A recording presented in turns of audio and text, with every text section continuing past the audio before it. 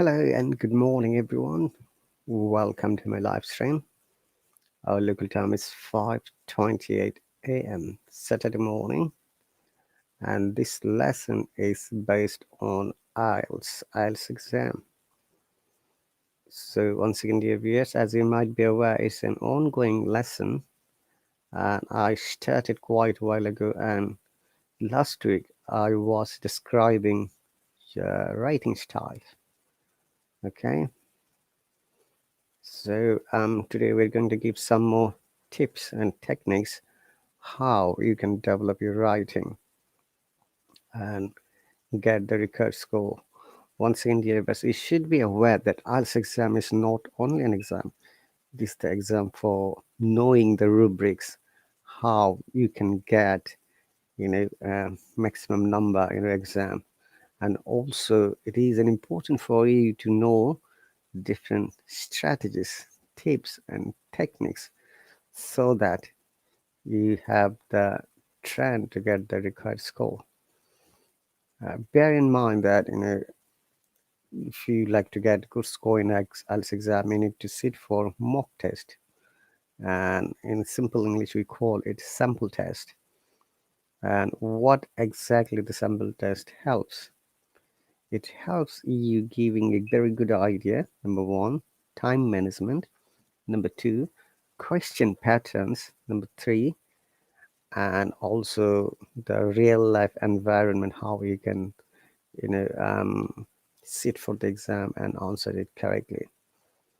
Okay, so let's start with our as usual 6 minutes BBC English.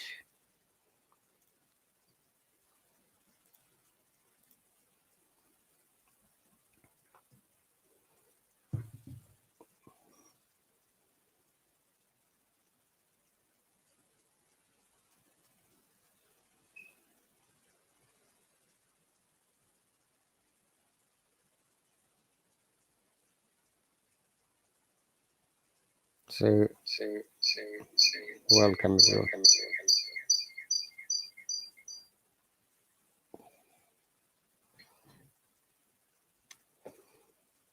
Let us listen to it.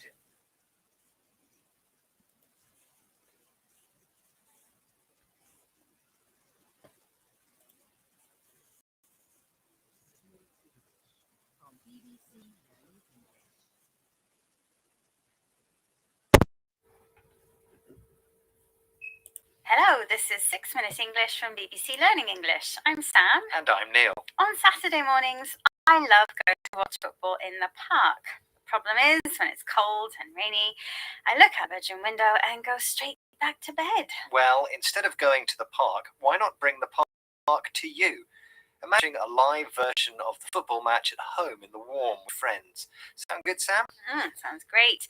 But how can I be in two places at once? Is there some amazing invention to do that? There might be, Sam, and it could be happening sooner than you think, thanks to developments in VR, or virtual reality. According to Facebook boss Mark Zuckerberg, in the future we'll all spend much of our time living and working in the metaverse, a series of virtual worlds. Virtual reality is a topic we've discussed before in 6 Minute English, but when Facebook announced that it was hiring 10,000 new workers to develop VR for the metaverse, we thought it was time for another look. In this program, we'll be hearing two different opinions on the metaverse and how it might shape the future. But first, I have a question for you, Neil. According to a 2021 survey by gaming company Thrive Analytics, what percentage of people who try virtual reality once want to try it again? Is it A, 9%, B, 49%, or C, 79%? I guess with VR you either love it or hate it, so I'll say B, 49% of people want to try it again. Okay, I'll reveal the correct answer later in the program. But what Neil said is true. People tend to either love virtual reality or hate it. Somebody who loves it is Emma Ridderstad, CEO of Warpin, a company which develops VR technology. Here she is telling BBC World Service Programme Tech Tent her vision of the future. In 10 years, everything that you do on your phone today, you will do in 3D, through your glasses, for example. You will be able to do your shopping. You will be able to meet your friends. You will be able to work remote, whomever you want. You will be able to share digital spaces, share music, share art, share projects in digital spaces between each other. And you will also be able to integrate the digital objects in your physical world, making the world much more digital than it is today. Virtual reality creates 3D or three-dimensional experiences where objects have the three dimensions of length, width, and height. This makes them look lifelike and solid, two-dimensional and flat. Emma says that in the future, VR will mix digital objects and physical objects to create exciting new experiences, like staying at home to watch the same football match that is simultaneously happening in the park. She blends the words physical and digital to make a new word describing this combination: phygital. But while a phygital future sounds like paradise to some, others are more skeptical. They doubt that VR will come true or be useful. One such skeptic is technology innovator Dr. Nicola Millard. For one thing, she doesn't like wearing a VR headset, the heavy helmet and glasses that create virtual reality for the wearer, something she explained to the BBC World Service's Tech Tent. There are some basic things that we need to think about. So how do we access it? So the reason that sort of social networks took off was we've got mobile technologies that let us use it. Now, obviously, one of the barriers can be the VR or AR headsets. So VR, I've always been slightly skeptical about. I called it vomity reality for a while because, frankly, you usually need a bucket somewhere close if you've got a headset on me. And also, do I want to spend vast amounts of time in those rather unwieldy headsets? Now, I know they're talking AR as well, and obviously that doesn't not necessarily need a headset. But I think that we're seeing some quite immersive environments coming out at the moment as well. Nicola called VR vomity reality because wearing a headset makes her feel sick. Maybe because it's so unwieldy. Move or wear because it's big and heavy. She also makes a distinction between VR, virtual reality, and AR, which stands for augmented reality. Tech which adds to the ordinary physical world by projecting virtual words, pictures, and characters, usually by wearing glasses or with a mobile phone. While virtual reality replaces what you hear and see, augmented reality adds to it. Both VR and AR are immersive experiences. They stimulate your senses and surround you so that you feel completely involved in the experience. In fact, the experience feels so real that people keep coming back for more. Right. So in my question, I asked Neil how many people who try VR for the first time want to try it again. I guessed it was about half, 49%. Was I right? You were wrong, I'm afraid. The correct answer is much higher. 79% of people would give VR another try. I suppose because the experience was so immersive, stimulating, surrounding, and realistic. Okay, Sam, let's recap the other vocabulary from this program on the metaverse. A kind of augmented reality. Reality which is enhanced or added to by technology. 3D objects have three dimensions, making them appear real and solid. Phygital is a word which combines the features of physical and digital worlds. A skeptical person is doubtful about something. And finally, unwieldy means difficult to move or carry because it's so big and heavy. That's our 6 minutes up, in this reality anyway. See you in the metaverse soon. Goodbye. 6 Minute English from BBC Learning English.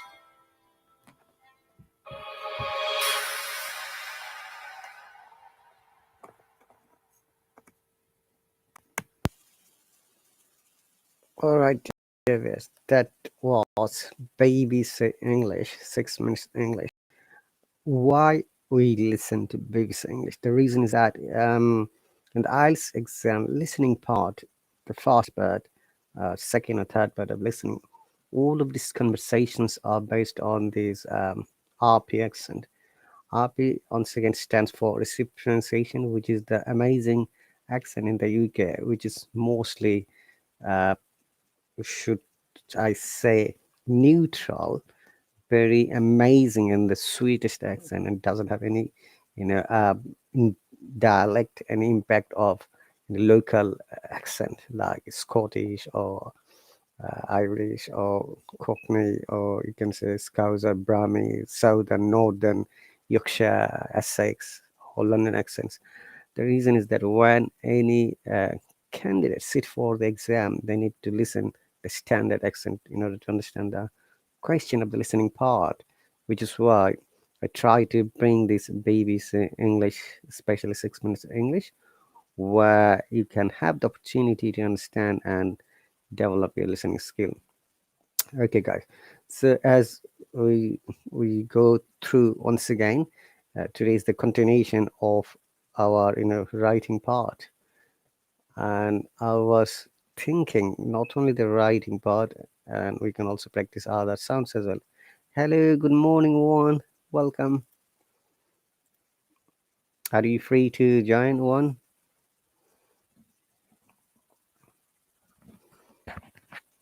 Okay, great. Let me bring him.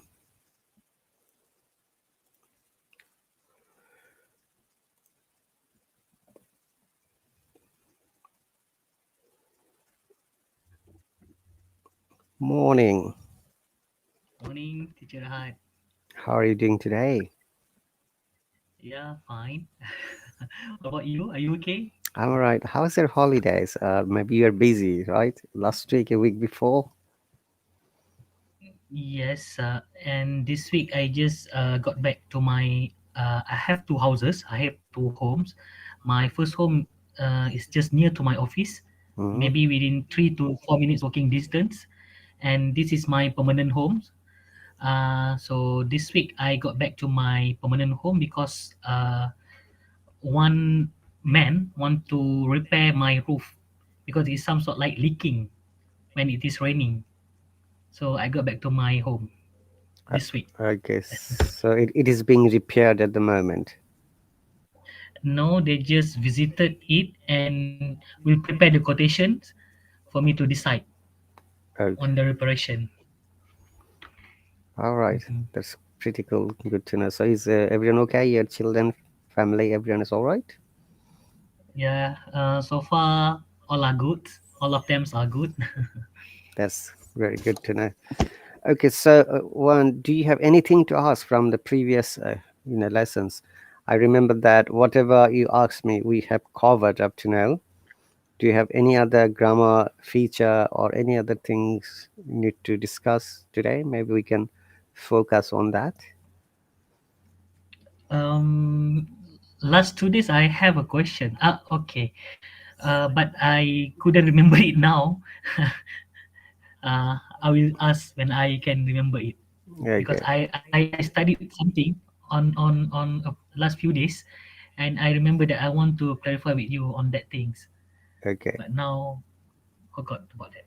Always remember to keep a notebook so that you can write it down. It happens to everyone, not only you. It happens to me. So I keep in a small, notepad. So I quickly write it down so that I don't forget when I'm in, in hurry. Okay. However, I think that Yeah. maybe if it is okay with you, today we can very often we get confused with using adjectives and adverbs. Maybe we can do that. What do you think? uh Mm-hmm. Go on. y- yes, and one more thing, sir, if you can explain to me a bit on the past participle and also present perfect, like I have eaten and I had eaten. Okay. Present perfect and Present perfect and past perfect. past perfect. Okay. Yes. Okay. Let's move on. Just give me one quick second, please.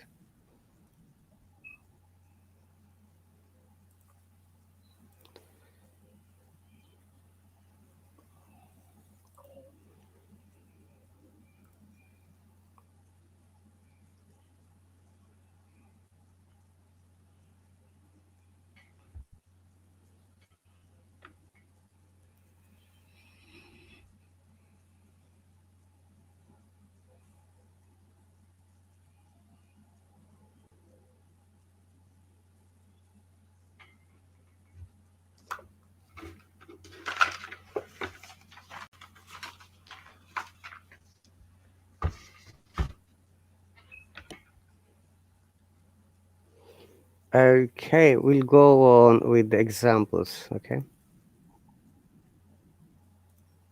present perfect tense. Um, can you see this sentence on the screen? Yes. Can you please read it? Linda has just walked outside with grandmother. Mm-hmm. So which tense this is? Mm, present perfect.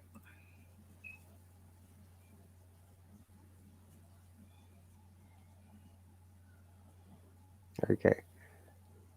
And how do you know it's present perfect? Because it has the word of has walked, has just walked. Okay, has just walked. Okay. The concept of present perfect, that we have started an action or a situation or incident a while ago, maybe in the past, but finished just now, maybe in the last couple of minutes or in 5 minutes. Look at the sentence pattern. Linda had just walked outside with her grandmother. That means you have just seen Linda is going outside of the uh, home, okay, with grandmother. Did you get the point? Remember that very often we are confused in present perfect and past indefinite or past simple. But remember that one, in real life situation, we most of the cases we use past indefinite and past simple. Okay, we very often we use a present perfect. So present perfect always describes or tells us once again an action, a situation or incident or similar things that have just completed now. And you can see from the name, perfect means completed. Like, oh, he's a perfect person for me, for example. He has got perfect accent, perfect understanding, means complete. And you know the sentence pattern, how we can make, yeah? Sorry. So we always use subject. I'm just writing in the screen so that you understand it. Subject plus have or has, then past participle form of the verb plus other words. Yes, say.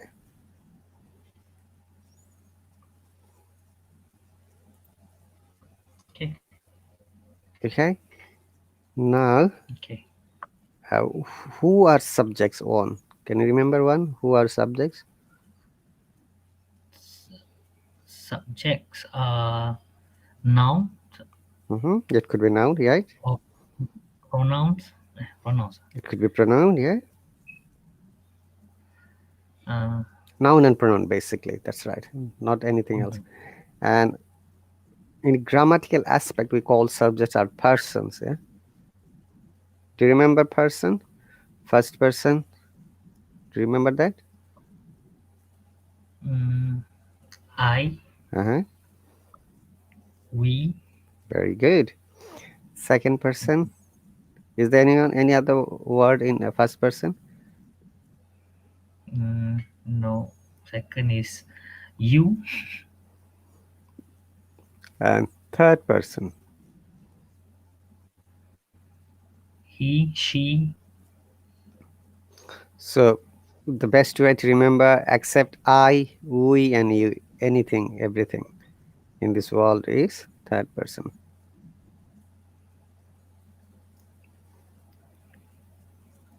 Everything is third person. Okay. Now the problem is that third person singular number. Okay. Uh, you remember one, number is another important factor in grammar, and also which is why there is a term we call subject verb agreement. Have you ever heard this term before? Subject verb agreement. what it means? No. Okay. Okay, I'm going to explain that one later. So third person's singular number. Can you please give me an example of singular number?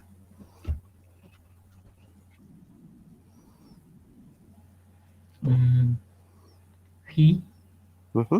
He. Very good. he, she, he, it. Mm-hmm. Any human name, anyone's name, yeah. They tell us anyone's name like Juan, Rahat, George Bush, Joe Biden, okay, Boris Johnson, Prime Minister of the UK, or your who is the Prime Minister of Malaysia? One. Muhyiddin Yassin. Hmm? Muhyiddin Yassin. Mohideen. No, Yeah. Ismail Sabri. All right. So remember. Because we changed three prime minister within one term.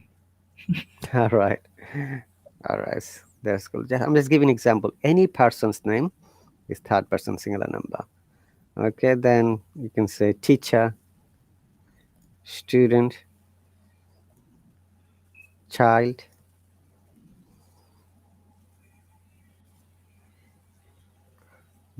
baby. So remember that the singular number is the concept that will give you only one quantity, only one person. Okay, like he, she, it, anyone's name, teacher, student, child, baby, etc. And if you want to make it plural, what would be the plural forms of third person? First one is they, very common. Then teachers, students, children, etc. Okay. Okay. So if you go back to the formula, we use has only. Let's go to the has later. Have when it is first person, which is I and we. Second person, I, you, and third person plural number. Okay. Is that clear? Can we refer back to the example that you gave just now? Yes. Rahat, I'm, on top of the. I'm going to give you all the examples one by one. So Yes. when do you use have? We use have once again when the subject is first person, I and we. Subject is second person, you, and the subject is plural number. Okay. Okay. So say an example. I have joined just now. Okay. You have started your work.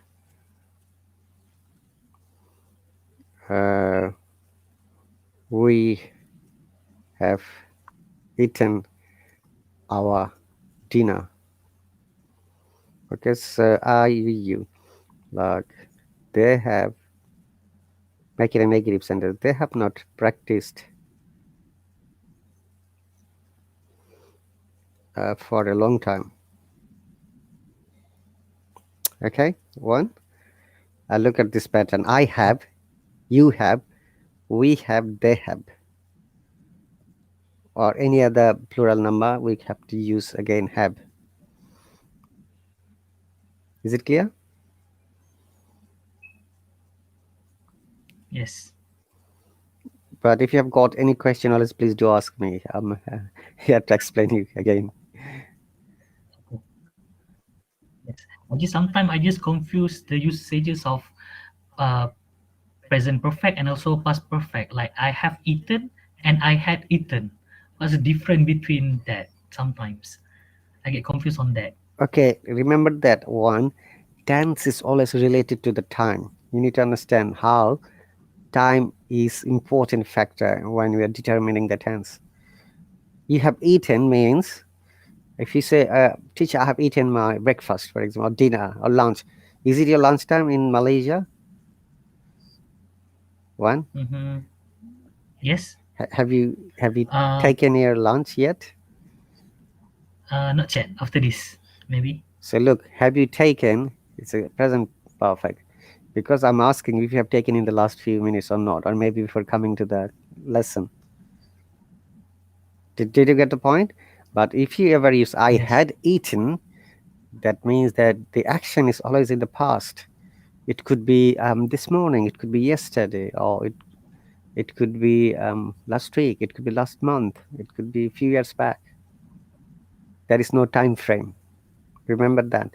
If there is a time frame, like if you said I had eaten my lunch in say last Tuesday, that is also grammatically correct, possibly, because now you look at the time frame. If there is a time frame like Tuesday, this morning, generally we use past simple, even we don't use past perfect. So it will depends on the context. Context of time, how we are Context. explaining. Okay, tense is always related to time. That's the reason I always ask everyone, please try to understand the time, how it happens, when it happens. Then you can answer by yourself. Okay, like you just said, I'm always confused. I have eaten or I had eaten. Now, had you seen the movie before? That means I'm asking if you saw the movie maybe in past time, last week, last month. If I say, have you seen it before? That means currently movie is going on. I'm asking about that movie if you have seen it or not. Is that clear? So I'll say I have seen it. I have seen it. But I also can say that I had seen it. If you say that I had seen it, that means you're describing a movie from the past. But if you say that I have seen it, that means you're describing movie from the present. Remember, present tense always deals with the present situation, present time. And past tense is gone. Past tense, that's something that happened in the past, long ago. Okay, is that clear? You have to remember the time factor in order to understand both of them. Okay. Now, if I continue third person singular, now like one has joined my lesson now. One has joined my lesson now. Okay. You can say that she has not come yet. Like your boss asked that, oh, hey, has Jennifer come yet? No, boss, she has not come yet. For example, okay, we are making negative sentence now. Is that clear now? One? Yes. Once you Yes. understand that simple sentence, then you can make possibly now interrogative, negative, interrogative, WH questions. Generally, we always try to make this type of questions. After making simple sentence, we make negative, interrogative, and WH questions. Do you know which are WH questions? At some time, tag questions as well. Let's go to this simple sentence, then we can describe. Like, I have joined just now. Okay, if you want to make it negative, how can we make it negative? One. I haven't joined. I haven't. I haven't joined just now. Very good. I haven't joined just now. Or I have not joined. Both are correct. I haven't is the contraction. Contractions are acceptable in, you have to remember, in spoken English conversation. But when it's a matter of writing, we do not generally use contraction. There is another difference between the written English and the spoken English. Okay? Okay. So, I've not joined yet. I haven't, you said. Yeah, I haven't. Say, I haven't joined. That's right. Or have not. I'm writing both of them. If in the conversations, teacher Rahat, can we say I have not joined just now, or we need to say I haven't if we speak with the native, for example? So it is understandable. Say the sentence again. We just use. What do you like to say? The If sentence in the again. What do you like to say? Okay, like in the conversation, is it more suitable for us to say I haven't joined just now, or do I need, if I say it in a full sentence like I have not joined just now, is it understandable or will be accepted by the native speakers if we say in a full sentence, even though that one is even though we use it in the conversation? Yeah, that is If we use the full sentence, I have not joined. yeah, sometimes remember that one in conversational English we do not use full sentence. Like, have you joined yet? For example, I haven't joined yet, or I haven't joined now. You know, uh, it's just an example for you to explain how it works, okay? But as you said, I haven't joined now. That means you joined earlier, okay? Right? If I say, hey, one, have you joined it yet? No, I haven't joined yet. In that case, now should be a redundant word. If you say, okay, just take it off. Yeah, I haven't joined, so that I haven't joined. Look, so I haven't joined yet. If you want to say negative, then sometimes we use this word yet. The word yet has uh, both positive and negative impact. Like, have you done your job? Yet to. You can answer. Look at this question pattern. This is another present perfect. Have you done your work? In spoken English, you can say yet to.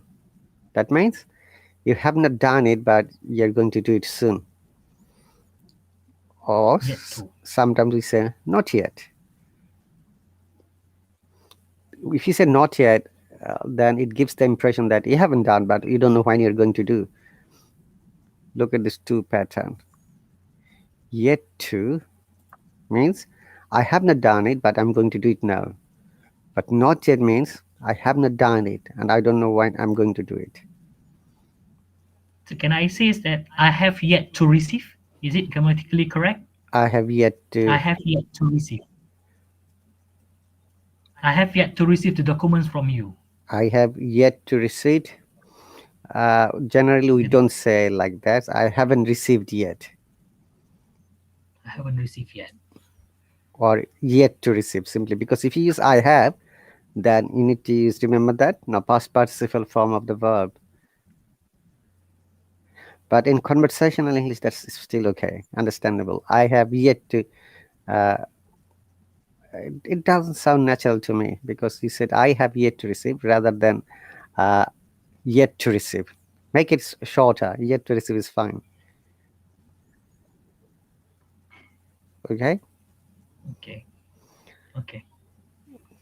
So we have just made a negative sentence from that some symbols I have joined. Now in interrogative, how do you make the interrogative sentence? Have you joined it? Have you done your work? Oh, it's already there. No, that's okay, fine. Remember, to make it interrogative, Have you eaten? we bring the helping verb at the beginning of the subject. So in this case, helping verb is have. Join is the main verb. Have. Yeah. Have is the helping verb or auxiliary verb, we call it sometimes in grammar.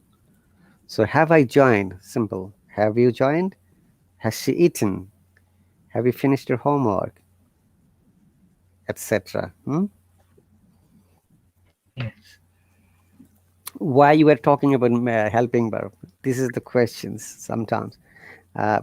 Because, in present form, especially in present simple, if there is no helping verb, if there is main verb, we bring do or do not. Do, does to make questions. So here helping verbs have. So have I joined? Join is the main verb. Okay. Have I joined? Now, if you like to make negative interrogative, negative.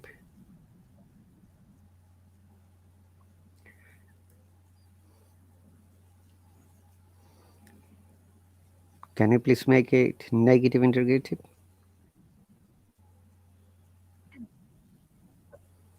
Haven't I joined? Yeah, haven't I joined? Very good. You see.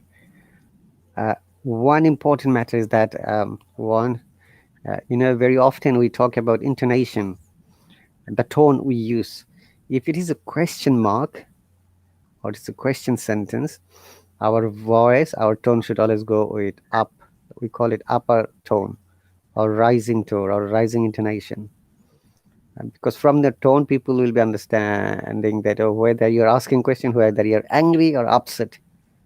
Okay, like haven't I joined you, for example? Have I told you to do this work? Like boss came and suddenly become very angry. Haven't I told you to do this work? Or how many times do I need to tell you? For example. Okay. So from the tone, I can understand. Okay. Okay. You know the double S questions like who, what, when, which, then how. I'm trying to. Is there any more double S question? Who, what, when, whom?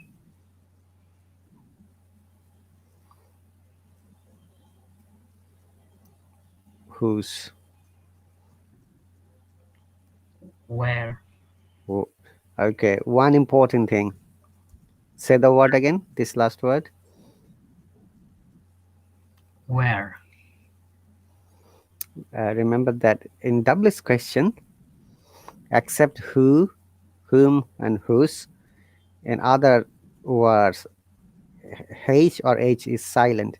So instead of what, you can say what, Where? when, which, where. Where? Where? Very good. Where. Who? Oh, Who is fine. You have to pronounce WHO. who? Who, What? When? what, Which? which, How? how. Who? Who's? Where? And some other words are Where? like, how to pronounce this word?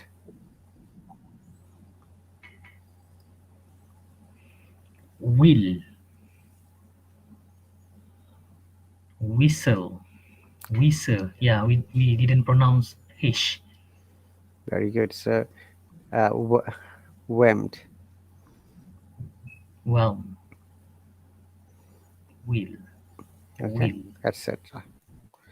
This is one of the phonetics rules that if W and H is there, most of the cases H is silent. We do not pronounce it. Will. Okay, so Will. will, yeah, whistle, whelmed, overwhelmed.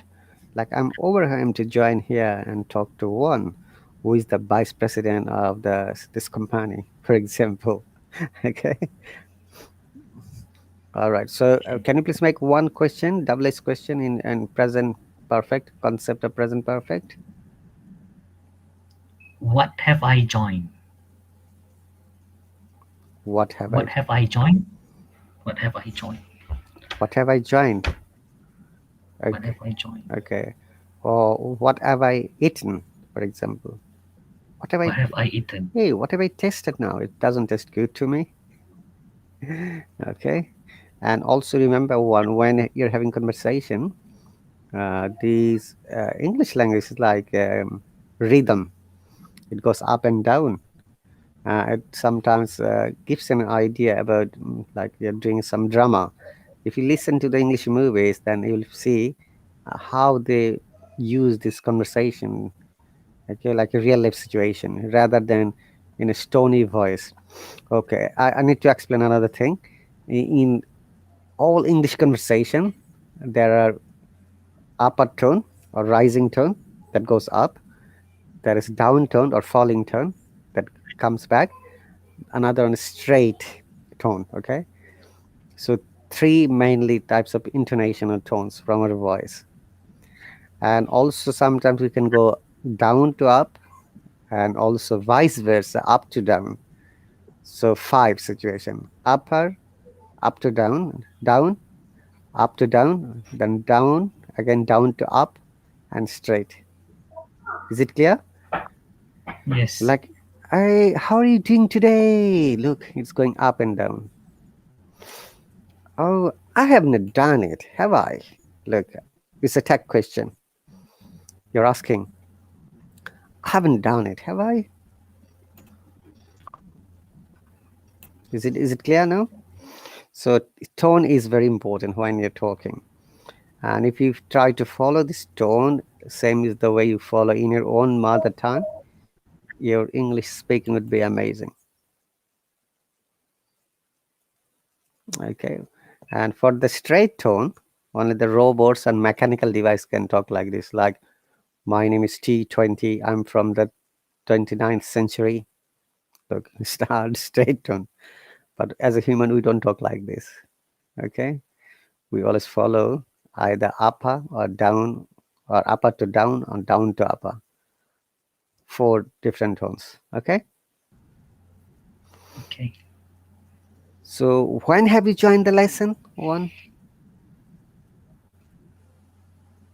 I've I I've joined. I joined the lessons at 1:30. Okay. I joined the lesson at 1:30. Look at your answer. My I have, question is present perfect, but you answered in past simple. When have you joined the lesson?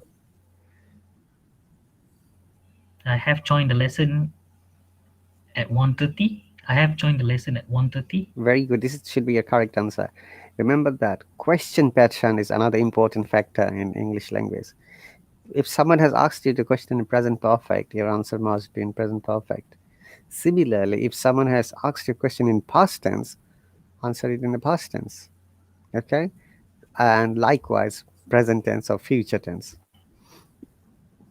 Okay? But can we put the time frame at the end of the present perfect? Like I have joined the lesson at 1:30. Yeah, 1:30. Can we put there? yeah, that's correct. Oh, That means you have started your lesson at 1:30. All right? but we cannot say that I have sent an email at I have sent an email on 1st January 2022. We cannot No, put you the cannot time say frame that. No. like that. If you mention a time frame in that case, look, January 22 is gone. Okay? Look at the time concept once again. I remember you asked me the same question in chat. Okay? Yes. January is 1st January is today or it's gone? One. Okay. Understood. So it should be past simple straight away or maybe past perfect. If you remember, you can use in some cases past perfect and some cases past simple or past indefinite. Because there is only one action, remember that. In that case, you must use past simple or past indefinite. I send you the email on the 1st of January 2022 rather than I had sent you the email. Okay, we use past perfect, remember that, one.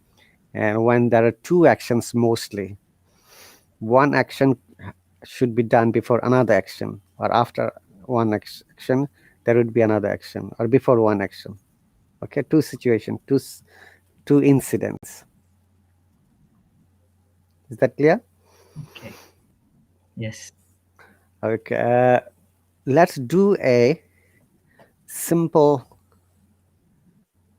uh, test. Yeah, hang on a second. So I'm sure you have understood now that about the present perfect. There is a Yes. story, present perfect story one. Can you see it clearly? Yes. This is I a can very see it. tiny story. Let's read it, then I'll explain as we go through. Okay. Should I read it, Yes, sir? yes, please. Can I read it? Okay. Linda has just walked outside with grandmother. She wears an apron. So far, she has finished cleaning and washing. She has also gathered seeds and crumbs. Now Linda and grandmother are outside. Linda has just dropped some seed on the ground to feed the birds. The birds have not come yet.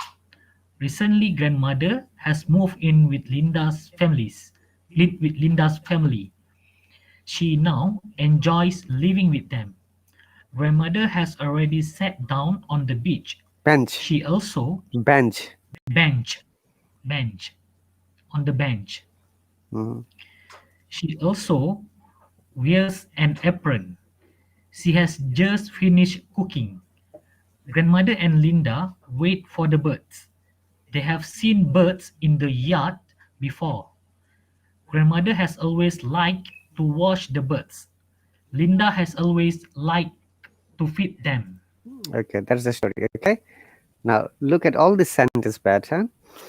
Uh, First sentence is one. Linda has present perfect. How about the second sentence? He wears an apron. Mm, present tense. Okay, now here is the another surprising thing. The writer of this in story has used both of the tenses. The writer could use she has worn an apron is also correct. It could be because she's wearing an apron already. And look at that second text sentence. So far, she has finished. One, you have to remember one thing. If we use present perfect, and if there is another verb after that, generally we use the ing form or the gerund form of the verb. Okay, so she has finished cleaning and washing. So what is gerund form of ing form? When a verb takes ing form and the verb works like an adjective or a noun, we call that verb gerund. Okay, I'm sure you know that, right? Yes. So in this sentence, she has finished her cleaning and washing. Okay. Another thing I have to explain, if you ever find and in between two words, it should always sound like an, not and. Finished and washing. Sorry, cleaning and washing. Cleaning and washing. And Yeah, and if you find ing, we do not pronounce ing. Cleaning, simply cleaning and washing. This is how native. cleaning. Yeah, this is how natives Oh, speak. Remember, if there is ing in a verb, they don't pronounce g, and the and becomes n. These are some of the phonetics techniques. So I need like to develop your pronunciation in a very standard way. Remember to follow these patterns. And becomes n. Cleaning becomes cleaning. Cleaning. when Because there is an, come again, sir. When there is an ing, so the native will just says they will just delete g. Am I right? yes, yeah, this is the impact of connected speech. I'm saying it. You call it Phonetic speech. connected speech. Connected speech is the important pattern to speak naturally, like a native, and that gives you the idea how your sentences and words are connected one to another. But here is a big but here again one. But if you want to pronounce the word separately, like cleaning and washing, we don't read like this. We don't say like this. They don't talk like this. Look at this. She has finished cleaning and washing. When I'm speaking, even some you'll not be able to hear. There is G and there is D in end, not and N. Cleaning, look, cleaning and washing. Sorry, it should be connected speech, not connected speech. Connected speech. Cleaning and washing. Is that clear? Yes. So why the G is not pronounced? Because it is the suitability of your speaking, of your pronunciation. All right, one. Okay. So let's move on. We don't have much time though. So she has also gathered seeds and crumbs. Which part of sentence this is? Which tense? Present perfect. Very good. Now Nilda and grandmother are outside. Present tense. Present simple or present indefinite. Look, Linda has just dropped some seeds on the ground to feed the birds. And look at the next sentence. The birds have not come yet. You see, we use not come yet. If you use not and yet, the birds have not come yet. Like I haven't started yet. That means they're waiting. The birds might come any moment. Okay, this is a good pattern. You can use in your conversation. Hey, not yet, or yet to. Okay, one. And recently, grandmother has moved in with Linda's family. She now enjoys living with them. Look, recently is a word that is adverb that they have also explained here. If you ever use recently, you should use present perfect blindly because this happened only within a short time. Recently, like one has moved to his new home, for example, for repairing. Yeah, you just said that you were there. Similarly, recently I have moved to the United States with a job offer to work as a software engineer for Apple company, for example. Okay, you can use this word recently and make hundreds of sentences. Remember that when you learn a pattern or grammar rule, you don't have to memorize. You have to just create new sentences of your own way. Okay. So can you please make one sentence with recently one? Mm, recently, recently, uh, I have just read the Mhm. storybook. Very good. I have just read the storybook. Recently I have Mhm. read a storybook. Okay. Another important matter for all of you, not only you, the people who are listening to silently. When you're pronouncing a word, try to pronounce it clearly. We call it clarity. Clarity, okay? Clarity means you need to pronounce it clearly. It may be your pronunciation may be wrong, but still you need to pronounce it clearly so that your audience, listener, the examiner can hear you. If you don't pronounce a word clearly, there is no way I can understand you or your audience can understand you. Maybe if you like, if you're in an office area, you're not pronouncing the word clearly, your colleague will not be able to understand. We call it sometimes a mumble. Mumble. Yeah. What are you mumbling? Like you're saying something like this. People don't understand. Okay. All right. So recently, grandmother has moved in with Linda's family. She now enjoys living with them. Look at this again. She now enjoys the verb, and there is another verb, and they have used ing, gerund. So gerund is really amazing sometimes if you use it on the right place. Okay, let's move on. So grandmother has already sat down on the bench. It's present perfect, right? Yes. She also wears an apron.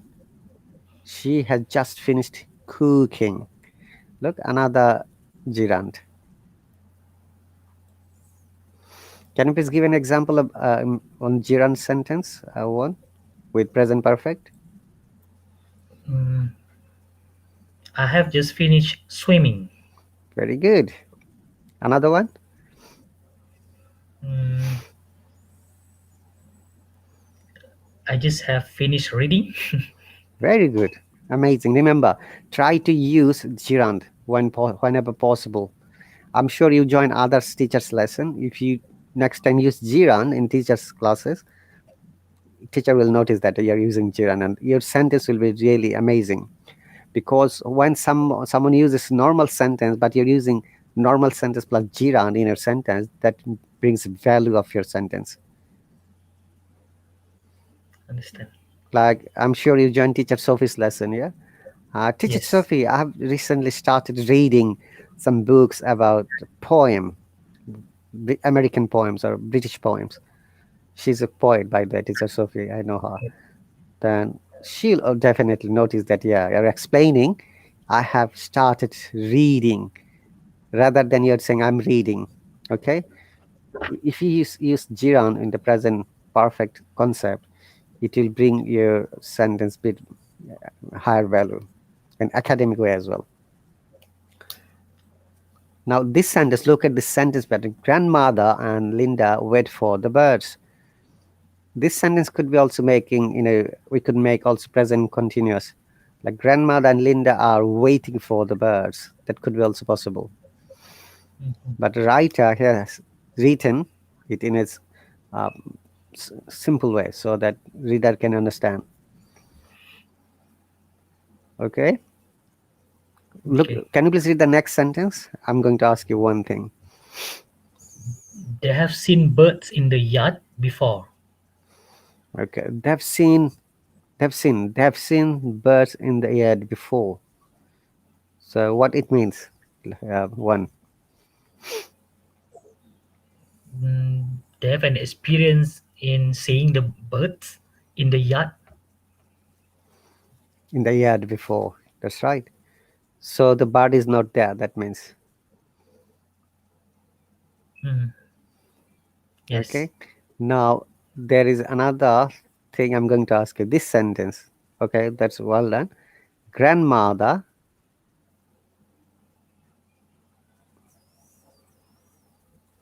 Can you please read this sentence? Grandmother has always liked to watch the birds. Okay. Can you make it a gerund with present perfect concept? Present perfect. Grandmother has always liked. Grandmother has always liked the birds watching. Watching the birds. Yeah. You just remove the Watching. to make the watch with ing gerund form. Watching the birds. Grandmother has always liked watching the birds. Always liked watching the birds. Yes. Like watching the birds. Or like to watch birds. They are almost same meaning. Okay. So grandmother has always liked to watch the birds. And grandmother has always liked watching the birds. They are almost same meaning in grammar pattern. Okay. Next sentence. Linda has always liked to feed them. Very good. So Linda likes to feed them. Because of the word always, they have its present perfect. You can also use present simple as well. Okay, this sentence. Linda always likes to feed them is also correct. Linda has always liked to feed them. Okay? Okay. Great. So this is present perfect and your confusion is past perfect. Remember, we don't have much time though. Don't worry, we can continue tomorrow as well. Past perfect, once again, gives you the concept, an action that was completed in the past. Always remember. Like you said, I have sent an email on the 1st January 2022. Grammatically incorrect. But if you could write like this, I had sent an email in 1st of January 2022, that could be also correct. But if there is any other action, like I had sent you the email on 1st of January before I met my boss, excuse me, before I met my boss. Okay, so in that case, I had seen this movie before. That means that is also correct, that you saw a movie in the past, previously, but you don't know which time, what time. Is it compulsory for us to have two actions when we want to use past perfect, sir? Not always. We're going to discuss it tomorrow. Okay.